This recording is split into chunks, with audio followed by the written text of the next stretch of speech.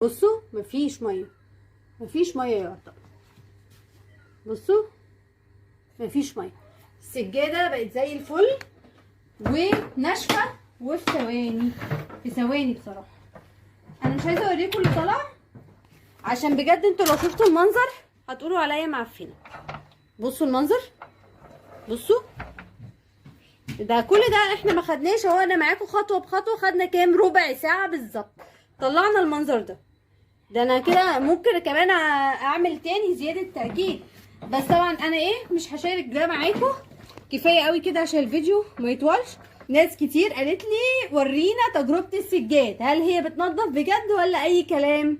اديكم انتوا شفتوا بنفسكم اهو على ارض الواقع وعلى الطبيعه، واظن مفيش بقعه اصعب من كده يعني. تمام. بصوا الفرق اصلا بين فتله السجاد هنا وفتله السجاد مكلكعه هناك ازاي. لا فرق كبير، فرق كبير جدا. ده كده ولسه كمان ممكن الواحد ينضفها